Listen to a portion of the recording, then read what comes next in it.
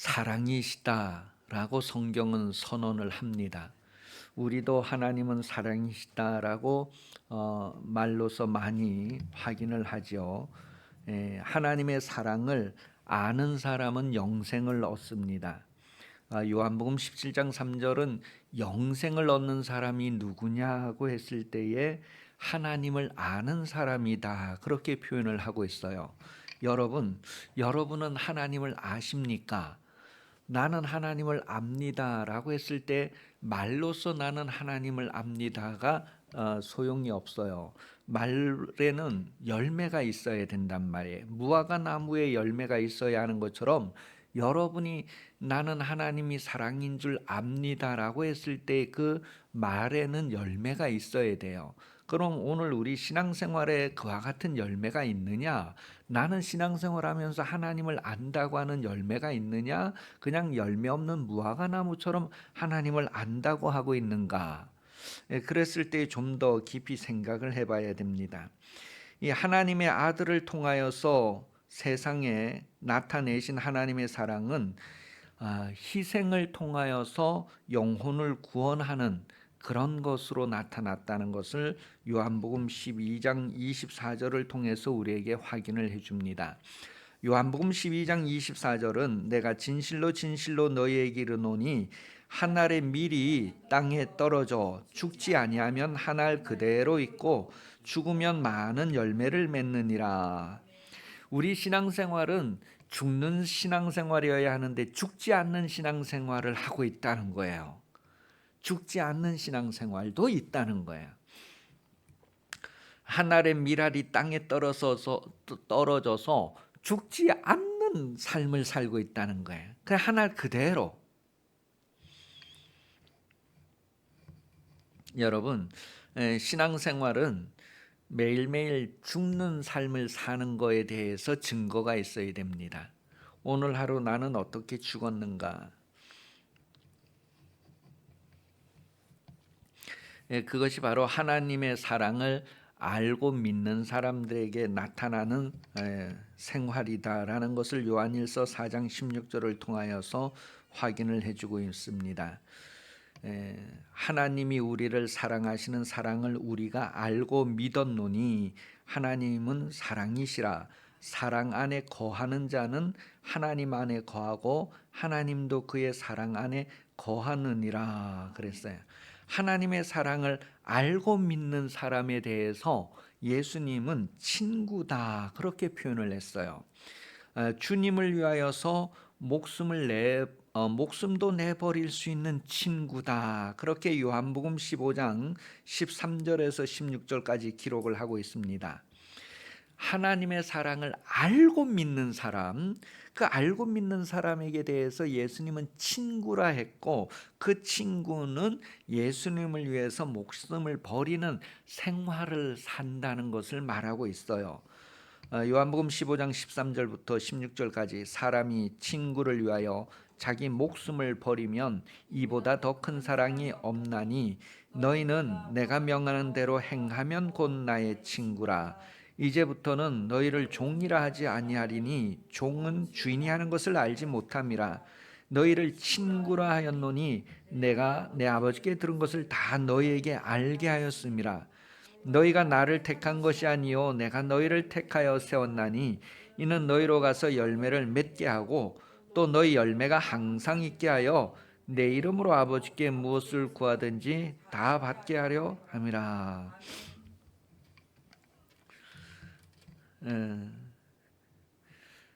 여러분, 예수님께서 여러분을 위하여서 죽었다는 것을 여러분이 아멘 한다면 여러분은 예수님의 친구가 되어야 합니다.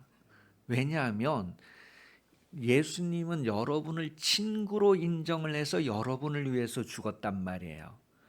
여러분도 예수님을 친구로 인정한다면 예수님을 위해서 여러분이 죽을 수 있어야 된다는 거예요.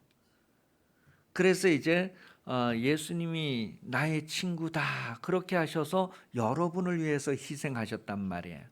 여러분도 그것을 알면 예수님의 친구가 된다는 것이 어떤 의미인가를 생활 가운데에서 경험을 하게 되고 열매를 맺어가게 됩니다. 예수님께서 여러분을 위해서 그렇게 죽어주신 것은 여러분이 가서 또 열매를 맺게 하려고 그렇게 죽으셨다는 것을 16절에서 말해주고 있어요. 그 열매는 목숨을 버리는 과정입니다.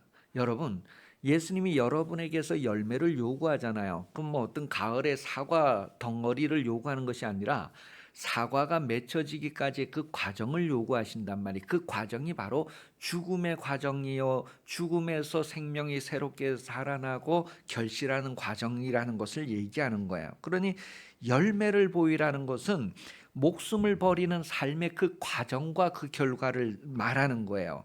그러한 삶을 살면서 기도할 때에 그 기도가 응답된다는 것을 말해요. 다시 말하면 열매를 만들어가는 그 과정에서 기도하는 것을 하나님이 응답하신다는 것을 말해요. 사랑을 나타내는 하나님께 받은 그 사랑을 내가 세상에서 나타내는 그 과정에서 기도하는 그 기도를 하나님은 응답하신다는 거예요. 왜냐하면 그것이 곧 아버지의 뜻이기 때문에 그렇습니다. 하나님의 사랑을 세상에 나타내는 것, 친구들을 통하여서 세상에 하나님의 사랑이 나타나는 것, 그것이 하나님의 뜻입니다. 그러니 하나님의 뜻이 이루어지기 위해서 기도하는 그 기도가 이루어진다는 것을 말하고 있어요. 고린도전서 15장 42절에 보면 죽은 자의 부활도 그와 같으니 썩을 것으로 심고 썩지 아니할 것으로 다시 살아나며, 이 다시 사는 것을 소개하는데요. 여러분, 죽었다가 다시 살아나는 것을 뭐라고 해요? 부활이라고 하잖아요. 그죠? 죽었다가 다시 사는 것. 그 부활은 먼저 죽음이 있어야지만 부활이라고 하는 거가 나올 수 있어요. 그러니까 먼저 죽음이 있어야지 부활이 나오는데 죽은 자의 부활도 그와 같다 그랬어요. 그러니 여러분은 이미 죽은 자였어요. 아담 안에서 여러분은 이미 죽은 자였고요. 또 여러분이 죽었는데 다시 살았다는 것을 성경 얘기합니다. 에베소서 2장 1절에 보면 그는 허물과 죄로 죽었던 너희를 살렸다 그렇게 얘기해요. 허물과 죄로 죽었다는 것은 아담 이후에 모든 사람이 허물과 죄로 인하여 죽었다는 거예요. 그 죽은 자들이 다시 살아나는 것, 그것이 바로 예수님의 죽음 때문에 이제 우리가 죄에서부터 해방되고 다시 살아날 수 있는데, 그 다시 사는 부활은 과정이 있어요. 그냥 잠자다가 뻘떡 일어나는 게 아니고 죽은 자가 부활한다고 했을 때 그 부활에는요 깨어나는 과정이 있다는 거예요. 그래서 허물과 죄로 죽었던 너희를 살렸다라고 했을 때 그 살리는 과정이 뭐냐면 주님이 대신 죄를 덤탱이 쓰고 대신 십자가에 달리고 대신 땅속에 들어가고 하는 것, 그때 아무 불평불만하지 않고 그냥 묵묵히 입을 닫고 그 죽음을 가는 것, 그게 뭐냐면 여러분을 대신해서 죽는 거였단 말이에요. 그리고 부활하셨어요. 죄 없으셔서 부활하셨어요. 이제 우리가 죽었던 자가 다시 사는 것이 부활이라고 했을 때에 그 부활의 과정이 중요한데, 그 부활의 과정이 어디에서 일어나느냐 하면 그리스도 안에서 일어난다 그렇게 성경 말해요. 고린도전서 15장 22절 시작. 아담 안에서 모든 사람이 죽은 것 같이 그리스도 안에서 모든 사람이 삶을 얻으리라 그랬어요. 아담 안에서 모든 사람이 죽은 것처럼 그리스도 안에서 모든 사람이 삶을 얻는다 그랬어요. 그럼 그리스도 안에 했을 때 어떤 의미예요? 누가 그리스도 안에 들어가는 거예요? 누가 그리스도 안에 들어가요? 누가 아담 안에 들어가요? 죄 짓는 사람이 다 아담 안에 들어가 있었던 거예요. 그죠? 다시 말해서 하나님의 말씀을 거부하고 듣지 않았던 에덴 동산의 그 아담의 삶이 바로 아담 안에 들어가는 거란 말이에요. 그럼 그리스도 안에 들어가는 건 뭐예요? 에덴 동산에 그 하나님의 말씀을 그대로 받아들이고 순종하며 사는 것이 바로 예수 그리스도 안에 들어가는 거예요. 다시 말하면 우리 시대에도 우리에게 하시는 하나님의 말씀을 그대로 받아들이는 것, 그대로 행하는 것, 그것이 바로 예수 안에 들어가는 거예요.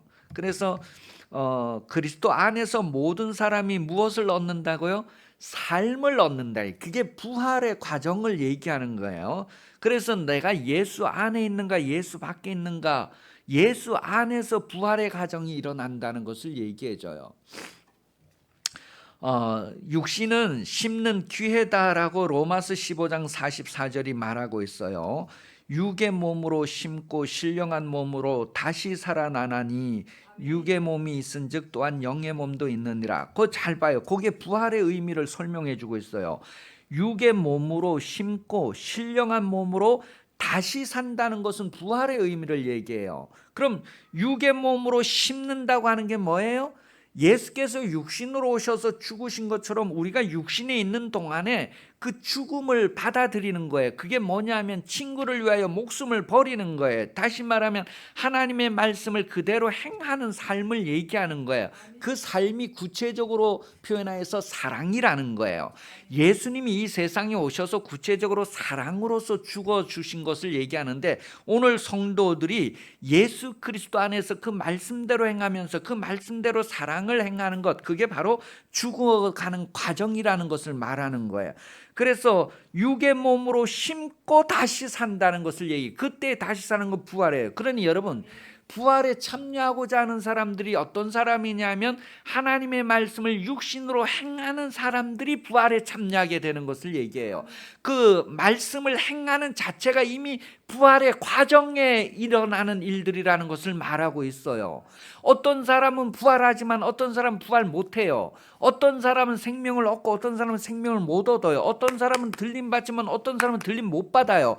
부활의 과정이 있느냐 없느냐 차이예요. 하나님의 말씀대로 사느냐 안 사느냐, 에덴 동산에서 하나님 말씀대로 사느냐 안 사느냐, 지금 이 세상에서 하나님 말씀대로 사느냐 안 사느냐, 그게 바로 부활의 과정. 이미 한번 죽었던 너희를 그리스도 안에서 다시 살리는데, 그리스도 안에서 그 부활의 과정이 뭐냐면 육에 있는 동안에 육신으로 심는 것을 얘기합니다. 그러니까 우리 이 육신에 있는 동안이 얼마나 중요한 기회인가. 7, 80평생 너무 빨리 간다는 것들을 다 고백을 해요. 막 이제 초등학교 들어가고 뭐 이럴 때는 시간이 안 가요. 그런데 이제 막 고등학교까지도 시간이 안 가요. 막 학교 앉아 있는 시간이 너무 힘든 경험을 해요. 그런데 고등학교 졸업하고 뭐 이제 대학 졸업하고 군대 갔다 오고 뭐 결혼하고 뭐 사회생활하고 이러다 보면 여러분도 벌써 꺾어진 60이라고 생각해 봐요. 많이 살았잖아. 인생 7, 80인데 벌써 꺾어진 60이다. 그러니까 너무 빨리, 그래 성경은 이미 그것을 너무 많은 인생이 경험을 했기 때문에 인생이 한순간이라는 것들을 여러 모습으로 고백을 한 것을 우리에게 보여주고 있어요. 그런데 그 짧은 육신에 있는 동안에 선택할 수 있는 기회다라는 거, 예레미야 21장 8절이에요.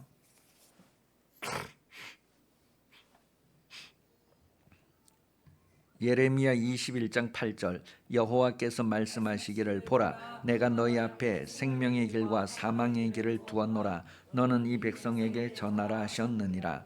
여러분, 생명의 길을 가는가 사망의 길을 가는가? 생명의 길이라는 것은 그리스도 안에서 뭐예요? 일어나는 거예요. 그리스도 안에서 다시 일어나는 거예요. 다시 살아나는 거예요. 그리스도 안에서만 이게 일어난다고요. 그럼 그리스도 안에 했을 때 뭐냐면 그리스도의 말씀대로 사는 것을 얘기해요. 말씀대로 살아서 내가 아버지 안에 거하는 것처럼 너희가 내 말대로 행하면 내 안에 거하리라. 그것을 사랑이라고 표현을 하고 있어요.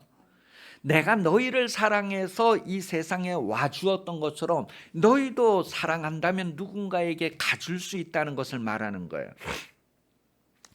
그래서 우리가 육신에 있는 동안에 마귀의 유혹이 나에게 심어지게 할 것인가, 하나님의 말씀이 나에게 심어지게 할 것인가, 우리가 선택하는 거예요. 하나님의 말씀이 심어져야지만 영생에 이르는 생명을 거두게 되는 거예요. 성경에서 바울이 전도를 많이 한 사람으로 표현될 때에 이 바울은요, 예수님의 죽으심과 부활하심을 본받는 삶을 살았다, 그렇게 표현을 하고 있어요. 빌립보서 3장 10절 11절에 보면 내가 그리스도와 그 부활의 권능과 그 고난의 참여함을 알고자 하여 그의 죽으심을 본받아, 그렇게 표현을 했어요. 그의 죽으심을 본받아 어떻게 해서든지 죽은 자 가운데서 부활에 이르려고 아주 몸부림쳤다고 하는 것을 표현하는 거예요. 죽은 자들 가운데서 부활에 이르려고.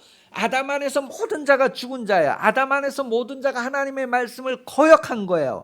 그들 가운데에서 부활에 이르려 어떻든지 죽은 자들 가운데서 일어나려고 다시 살아나려 부활에 이르려고 그는 그의 삶을 힘쓰고 애썼다는 것을 표현합니다. 고린도전서 15장 31절에 보면 형제들아 내가 그리스도 예수 우리 주 안에서 가진 바 너희에 대한 나의 사랑을 두고 단언하노니 나는 날마다 죽노라 그랬어요. 여러분, 매일 그 죽는다는 표현을 하면서 거기에 사랑이라고 말해요. 너희를 향한 내 사랑. 그러면서 자기가 매일 죽는 것을 얘기해. 여러분, 예수님이 여러분을 사랑하셨다는 것은 예수님의 죽음으로서 이렇게 확실한 증거를 대주는 것처럼 바울은 뭐예요? 전도 대상자들을 향해서 자기가 그렇게 사랑하는 것을 지금 표현을 하고 있어요. 그 죽음이라고 표현해요. 고린도후서 4장 10절에서는 우리가 항상 예수의 죽음을 몸에 짊어짐은 예수의 생명이 또한 우리 몸에 나타나게 하려 함이라. 예수의 생명이 우리 몸에 나타난다는 것은 이것은 부활의 그런 개념으로 나타나는 거예요. 예수의 죽음을 우리 몸에 짊어진다는 것은 곧 사랑을 얘기하는데 하나님의 말씀을 순종하여 죽기까지 행하는 그 사랑의 과정을 얘기하는 거예요. 예수의 죽음이 내 몸에 짊어져 있다. 그래서 그 예수의 죽음을 그대로 짊어진 삶을 얘기하는데 그런 삶을 사는 자들이 바로 예수의 생명이 또한 우리 몸에 나타나게 하려 합니다. 그때 그게 이제 죽음에서 일어나는 것을 얘기해요. 부활의 의미를 얘기해요. 그러니 이 바울은 육신으로 심고 영으로 거두는 거, 썩어질 몸으로 심고 썩지 아니할 것으로 거두는 거, 이 예수 그리스도의 죽음과 부활에 대한 것을 엄청나게 경험을 하고 그것을 이렇게 글로서 표현을 해서 우리도 그것을 깨닫기를 바랐다는 거예요. 그래서 매일 죽음으로 매일 주님이 드러나는 삶을, 그래 나에게서도 내가 매일 죽음으로 말미암아 나에게서 주님이 드러나는 그런 삶을 살고자 했던 것을 말해요. 로마서 8장 12절 13절 그러므로 형제들아 우리가 빚진 자로 돼 육신에게 져서 육신대로 살 것이 아니니라. 너희가 육신대로 살면 반드시 죽을 것이로되 영으로서 몸의 행실을 죽이면 살리니. 이 바울도 육신의 정욕을 다 가지고 있었어요. 바울도 육신으로 살고 싶은 것들이 있었어요. 그러나 그 육신으로 살고 싶은 것들을 다 죽이는 것이 뭐냐면 하나님의 말씀으로 그렇게 죽였다는 것을 설명해 주고 있어요. 영으로서 몸의 행실을 죽이는 삶을 살았다니. 그래 나는 날마다 죽는다는 것을 얘기해요. 뭐예요? 육신대로 안 살고 하나님 말씀대로 사는 것을 계속해서 표현을 하고 있는 거예요. 그렇게 해서 이제 그가 생명, 그 부활에 이르려고 하는, 그 살려고 하는, 영생을 얻으려고 하는 것이 얼마나 강력하게 그에게 있었는가 하는 것을 우리에게 표현을 해주고 있어요. 주님을 사랑하는 자에게 주님은 자신을 나타내신다. 그렇게 요한복음 14장 21절에 기록을 하고 있습니다. 나의 계명을 지키는 자라야 나를 사랑하는 자니 나를 사랑하는 자는 내 아버지께 사랑을 받을 것이요 나도 그를 사랑하여 그에게 나를 나타내리라 그랬어요. 주님을 사랑하는 자에게 주님이 나타내신대, 자신을 나타내준대. 그리고 나의 계명을 가지고 나의 계명을 지키는 자라야 나를 사랑하는 자니. 주님의 계명은 뭐예요? 사랑하라는 거예요. 이웃을 사랑하라는 건데 그 사랑을 실천하는 과정을 얘기해. 그 과정에 있는 사람이 바로 주님을 사랑하는 자다. 그래서 주님을 사랑하는 자가 주님의 사랑을 받는다는 거예요. 그 여러분, 계명을 지키는 것으로 주님의 사랑을 받는다는, 예수님께서 이 세상에 오셔서 하나님의 말씀대로 다 이루었다 하는 삶을 살 때에 벌써 이미 세례받을 때 그것이 예언적으로 저는 내 사랑하는 아들이요, 예수님의 생애는 벌써 하나님을 사랑하는 생애로 확정이 되어 있어요. 그 삶을 맞다고 하는 것을 진리로서 나타낸 거고 성령이 이제 그것을 여러분과 함께 증언하고 있는 그런 상황을 성경이 우리에게 말해줍니다. 그것이 맞습니다라고 하는 것이 우리의 삶을 통해서 또한 증거되어야 된단 말이에요. 하나님께서 이스라엘 백성들을 애굽에서 불러내시고 그들에게 율법을 주셨어요. 그러니 하나님의 백성들에게 율법을 주셨어요. 율법을 주신 것은요, 사랑을 나타내려 하심입니다. 하나님의 사랑을 나타내려 하심이에요. 하나님의 사랑을 나타내려고 율법을 주셨단 말이에요. 하나님께서 법을 주실 때 하나님의 사랑을 드러내려고 법을 주셨다는 거예요. 로마서 13장 8절에서 10절까지 보면, 로마서 13장 8절에서 10절까지 보면 피차 사랑의 빛 외에는 아무에게든지 아무 빛도 지지 말라. 남을 사랑하는 자는 율법을 다 이루었느니라. 간음하지 말라, 살인하지 말라, 도둑질하지 말라, 탐내지 말라 한 것과 그 외에 다른 계명이 있을지라도 내 이웃을 내 자신과 같이 사랑하라 하신 그 말씀 가운데 다 들었느니라. 사랑은 이웃에게 악을 행하지 아니하나니 그러므로 사랑은 율법의 완성이니라 그랬어요. 그 율법을 주신 것은 하나님의 사랑을 드러나게 하려고 율법을 주셨다는 거예요. 여러분, 만약에 하나님의 말씀이 여러분에게 안 주어졌으면 여러분에게서 하나님의 사랑이 드러날 수가 없어요. 우리가 계명이 있어야지만, 말씀이 있어야지만 그 말씀대로 행하면서 하나님의 사랑을 나타내게 되는 거예요. 그 말씀이 없다면 사랑을 나타낼 수가 없어요. 하나님께서 이 세상에 계명을 주시고 말씀을 주신 것은 하나님의 사랑을 나타내려고 그것을 주셨단 말이에요. 그래서 우리가 계명을 지킬 때 하나님의 사랑이 드러나는 거예요. 나에게서 드러나고 다른 사람에게서 드러나고, 하나님의 사랑이 예수 그리스도에게 나타나고 예수 그리스도를 통하여서 많은 사람들에게 나타나는 거예요. 그 율법을 주신 것은 하나님의 사랑을 나타내려고 주셨다. 그래서 율법의 완성이 곧 사랑이다라고 하는 것을 말합니다. 그러니 여러분, 법이 있어야지만 행함으로 사랑이 드러난다는 거예요. 법이 있어야지만 그것을 행하게 되고 사랑이 드러난단 말이에요. 그 교통법이 있어야지만 교통법을 어기는 사람들이 벌금을 내잖아요. 그죠? 그것처럼 법이 있어야지만 하나님의 사랑이 드러난단 말이에요. 너희가 나를 사랑하면 나의 계명을 지키라. 우리가 하나님을 사랑할 수 있는 도구로서 계명을 주신 거예요. 누구든지 내 말을 듣고 지키는 자가 바로 나를 사랑하는 자다 그랬어요. 우리가 하나님을 사랑할 수 있도록 우리에게 법을 주셨단 말이에요. 그 법이 한 가지로 이웃을 사랑하라는 건데, 우리가 이웃을 사랑하는 것이 곧 하나님을 사랑하는 것이다. 하나님을 사랑할 수 있도록 우리에게 법을 주셨단 말이에요. 근데 그 법을 안 지키는 것은 하나님을 사랑하지 않는 거예요. 그런데 천국은 하나님을 사랑하는 자들만 갈 수 있다고 고린도서를 통해서 얘기해요. 하나님을 사랑하지 않는 자들은 저주를 받을지어다 그렇게 표현을 했어요. 하나님의 사랑이 우리에게 있고 그 사랑으로서 우리가 드러내면서 하나님 나라에 들어갈 수 있다는 것을 말해요. 오늘 본문을 보면 율법 교사라는 표현을 하고 있어요. 한 율법 교사가 예수님을 시험하려고 나와서 얘기하는 내용이에요. 그러니 여러분, 율법 교사하면은 다른 사람에게 가르치는 수준이니까 율법을 다 잘 아는 사람이란 말이에요. 율법을 아무리 잘 알아도 행하지 않으면 아무 유익이 없는 거예요. 너는 어떻게 읽느냐? 성경에 뭐라고 써져 있느냐? 그랬을 때 너가 어떻게 써져 있고 어떻게 읽느냐? 그랬을 때 이렇게 읽습니다. 그래 그대로 하면 산다는, 그대로 하라는 거예요.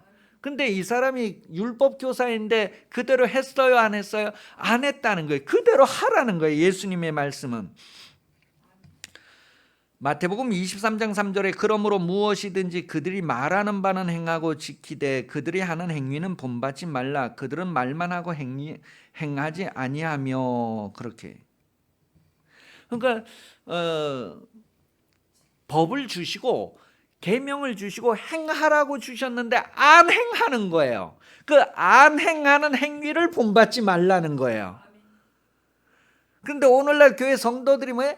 안 하는 행위를 본받습니다. 가라는 데도 안 가고 행하라는 데도 안 행하는 그 율법 교사 바리새인 서기관들의 그들의 행위를 본받습니다. 너는 그들의 행위를 본받지 말고 그랬어요. 근데 본받지 말아야 할 것을 본받아서 오늘날 다 안다고 하면서 어려서부터 지켰다고 하면서도 정작 행하지 않는 거예요. 왜냐하면 왜 그런가를 또 성경이 쿡 얘기하는데 마태복음 23장 5절에서 7절까지 보면요. 왜 그런가 하면요. 사람 앞에 보이는 신앙생활을 얘기하는 거예요. 우리 신앙생활이 하나님 앞에서 하는 것이 아니라 사람들 앞에서 하기 때문에 난 기독교인입니다. 우리나라 4분의 1이 기독교인입니다. 나는 교회 다닙니다. 사람에게 보이려고 하는 신앙생활이었다는 것을 얘기해 줘요. 마태복음 23장 5절에서 7절 그들의 모든 행위를 사람에게 보이고자 하나니 그 경문 띠를 넓게 하며 옷수를 길게 하고 잔치의 윗자리와 회당의 높은 자리와 시장에서 문안 받는 것과 사람이 랍비라 칭함받는 것을 좋아하느니라. 사람에게 보이려고 이렇게 행하는 것, 행위가 있어요, 없어요? 지금 바리새인 서기관 율법사 이들이 사람의 눈에 보이기에 금식 기도도 하고 구제도 하고 뭐 봉사도 하고 뭐 다 하는 거예요. 사람들 보기에 그게 다 보여져요. 그런데 그들이 하는 건 사람에게 보이고자 해서 사람에게 보였고 사람에게 다 칭송을 받고 존경을 받고 막 그래서 사람에게 상을 다 받았다는 거예요. 그렇기 때문에 그들의 행위는 하나님과 아무 상관이 없는 거예요. 자기의 상을 이미 다 받았다. 마태복음 6장 2절에 보면 6장 2절, 5절, 16절에 보면 이렇게 했어요. 그러므로 구제할 때 외식하는 자가 사람에게 영광을 받으려고 회당과 거리에 사는 것 같이 너희 앞에 나팔을 불지 말라. 진실로 너희에게 이르노니 그들은 자기 상을 이미 받았느니라. 6장 5절 또 너희는 기도할 때 외식하는 자와 같이 하지 말라. 그들은 사람에게 보이려고 회당과 큰 거리 어귀에 서서 기도하기를 좋아하느니라. 내가 진실로 너희에게 이르노니 그들은 자기의 상을 이미 받았느니라. 16절에도 금식할 때 너희는 외식하는 자들과 같이 슬픈 기색을 보이지 말라. 그들은 금식하는 것을 사람에게 보이려고 얼굴을 흉하게 하느니라. 내가 진실로 너희에게 이르노니 그들은 자기 상을 이미 받았느니라. 그러니까 여러분 이게 육신적으로는 행위를 다 했어요. 아주 정말 그들은 사람들이 칭찬할 만한 행위를 다 했단 말이에요. 그래서 사람에게 상을 다 받았단 말이에요. 그런데 성경은 예수님은 저희는 말하는 것은 너희가 듣고 지키지만 그들의 행위는 본받지 말라 할 때 이 행위를 본받지 말라는 거예요. 사람 앞에 신앙생활하고 사람 앞에 답하는 이런 행위를 본받지 말라는 거예요. 그런데 오늘 교회들이 다 이것을 너무너무 잘 본받아요. 그래서 자기들끼리는 아주 신앙생활 잘하는 것처럼 아주 교회 다니는 사람들끼리는 아주 친교도 잘하고 뭐 사랑이 흘러 넘치는 것 같지만 사람에게 보이는 것이기 때문에 실제로는 그 사랑을 통해서 하나님의 사랑, 하나님이 나를 이렇게 사랑하는구나, 하나님의 사랑이 나를 다시 살게 하는 그런 능력은 전혀 없는 거예요. 그러면서 제사장이 지나가고 레위인이 지나가고 그런데 그들은 뭐예요? 다 다 사람에게 보이는 신앙생활을 너무 잘하는 사람이고 자기들의 직분도 너무 잘 감당하는 사람들이에요. 다 이유를 댈 수 있고 다 핑계를 댈 수 있어요. 제사장은 부정한 것과 접촉하면 제사 드릴 수가 없어요. 레위인들도 부정한 것과 접촉하면 자기 직분을 감당할 수 없어요. 다 핑계 댈 수 있는 조건들이 있단 말이에요. 그런데 이제 사마리아인은 뭐야? 자기 하는 일이 있고 자기 목적도 있는데 이게 지금 여행 중이라고 했을 때에는 어디든지 뭐 짐 풀어놓고 뭐 머물고 하는 게 아니고 지나가는 그런 과정의 삶인데도 머물러서 자기의 소유를 내놓고 하는 그런 과정을 우리에게 보여줘요. 그래서 내 이웃이 누구입니까? 그렇게 질문한 거에 대한 대답으로 이런 사람이 있고 이런 일이 있었다. 누가 강도 만난 자에게 이웃이 되어 주었느냐? 그랬을 때 선한 사마리아인 얘기를 하면서 너도 가서 이와 같이 하라. 너도 가서 하라는 거예요. 그런데 이 사람은 갔어요, 안 갔어요? 안 갔어요. 했을까 안 했을까? 안 했어요. 이게 가긴 갔죠. 그런데 제 길로 간 거예요. 자기 길로 간 거예요. 자기 그냥 현실로 간 거예요. 주님의 명령을 따라간 게 명령으로 보냄을 받은 삶을 사는 게 아니란 말이에요. 오늘 성도들은 뭐예요? 화목하는 직분을 가지고 화목하는 직책을 가지고 화목하는 내용을 가지고 화목해하는 복음을 맡았는데도 그 보냄을 받은 길로 가는 게 아니라 자기 길로 가고 제 길로 가는 거예요. 가서 너도 이와 같이 하라는 말을 다시 들어야 돼요. 자, 그럼 누구에게 갈까요? 가서 그랬어요. 아브라함에게 가라. 내가 너에게 지시할 땅으로 가라 그랬어요. 그러니까 아브라함은 네 하고 일단 갔어요. 동쪽으로 갈지 서쪽으로 갈지 남쪽으로 갈지 몰라요. 그냥 가라니까 일단 갔어요. 그 방향을 트시는 분이 누구예요? 하나님이에요. 즉각 순종해. 가라는 가. 가다 보니까 돌아가라. 거기가 아니고 여기다. 저기에서 부르니 그리 가라. 이런 식으로 성령께서 다 지시하시는 것을 사도행전은 기록하고 있어요. 그러니 여러분, 누구에게 가느냐 했을 때에 도움이 필요한 사람에게 가는 거예요. 사마리아인이 누구에게 이렇게 지금 갔느냐 하면 도움이 필요한 사람. 본래는 이 사람 여행 계획에는 그 사람이 없었어요. 강도 만난 사람이 없었다면 이 사람의 여행 프로그램에는 강도 만난 사람이 없었어요. 그런데 이 사람의 프로그램대로 가다가 강도 만난 사람이 보인 거예요. 그래서 보고 거기에 가서 그의 소유를 내놓는 이야기를 하는 거예요. 여러분이 하나님의 말씀을 품고 이제 내가 가야 되겠다고 가는 과정에서 하나님께서 예비하신 일들을 만들어 가시고 이루어 가신단 말이에요. 여러분의 도움이 필요한 사람들이 이 대구도성에 수두룩 빽빽하다는 것을 기억하시고 가라면 이제 가는 출발을 하시기를 바라요. 그 과정에서 인도하시고 함께 하시는 하나님을 경험하게 됩니다. 여러분, 그럼 누가 도움이 필요합니까? 누가 도움이 필요합니까? 내가 여행 중에 강도 만난 사람이 자기 눈에 들어왔으니까 그에게 갔는데 내가 여행하는 중에 누가 내 눈에 띌까요? 했을 때 내 눈을 열어 보게 해달라고 하는 기도를 하는 거예요. 하나님, 지금까지의 매일 출근하던 것과는 다르게 오늘부터 내가 새롭게 하나님 내 눈에 뭐가 들어오게 해주시겠습니까? 하고 막 기대하면서 하나님이 하실 일과 나와 동행하시는 것에 대한 막 흥분과 그런 삶을 사는 것이 그리스도인들의 삶이 되어야 합니다. 그러니 여러분, 기도할 때 하나님 오늘도 내가 이렇게 이제 시작합니다. 하나님, 출근하는 길에서 내가 무엇을 볼지 보아야 할 것을 보게 해주세요.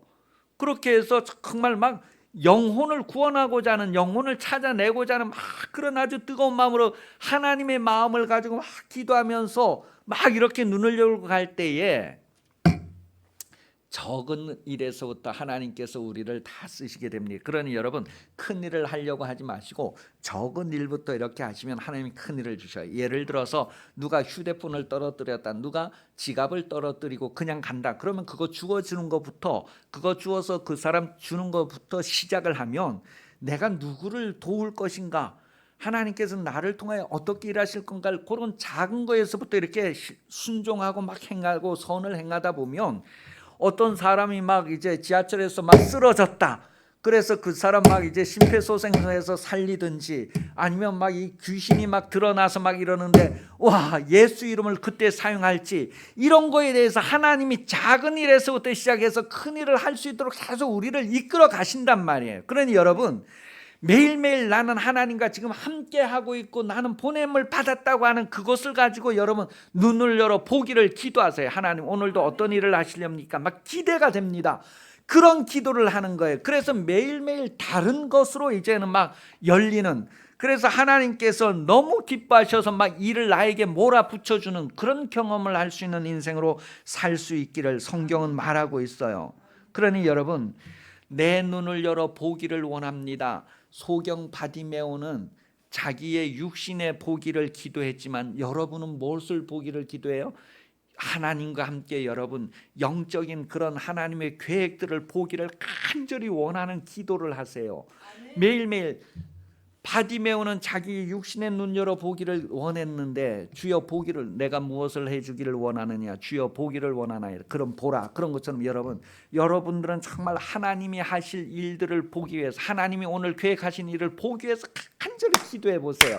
신령한 세계들이 열려지고 놀라운 경험들을 하게 될 것입니다. 마가복음 10장 51절에 보면 바디메오가 예수께서 말씀하여 이르시되 내게 무엇을 하여 주기를 원하느냐, 맹인이 이르되 선생님이여 보기를 원하나이다. 예수께서 이르시되 가다, 내 믿음이 너를 구원하였느니라 하시니 그가 곧 보게 되어 예수를 기엘해서 따르니라. 이 내용이 다르게 또 누가복음 18장 41절에서 43절까지 표현되어 있어요.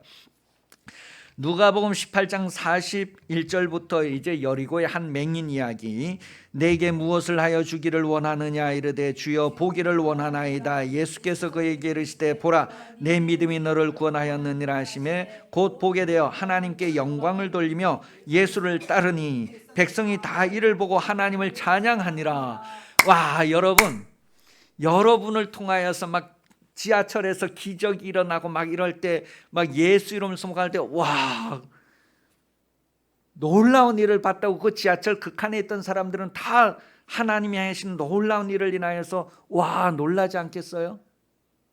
예수님 당시에 많은 사람들이 교회에 오고 막 예수 믿게 된 건 그런 것 때문에 그랬대요. 그러니 여러분, 우리 교회 성도들이 정말 막 뜨겁게 기도하면서 이젠 생활 속에서 하나님이 함께 하시고 하나님 자신을 드러내시는 그런 능력으로서 하나님 나라 복음이 전파된다는 것을 기억하시고, 주여, 내가 정말 바디메오가 보기를 원했던 것처럼 나는 주의 일을 보기를 원합니다. 주께서 행하실 일들을 보면서 내가 역사하기를 원합니다. 그걸 좀 간절히 기도해. 아주 간절히 기도해. 그래서 아주 믿는 자들에게 따르는 이적과 표적, 막 귀신이 쫓겨나고 새 방언을 말하고 막 예언하고 막 그런 것들이 여러분에게 능력으로 나타나는 것을 간절히 구하세요.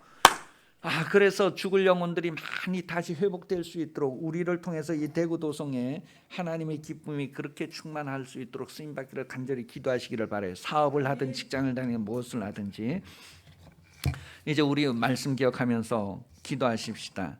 하나님이 나를 사랑하셨다. 그 사랑이 나를 통해서 드러나야 된다. 그 예수님의 삶이 나에게 다시 나타나야 된다. 육신의 죽음을 통해서 부활이 계속 드러나는 삶을 살아야 된다고 하는 간절히 기도하시면서 우리 교회 성도들이 기도하고 능력 있게 전도하는 삶을 기도하겠습니다.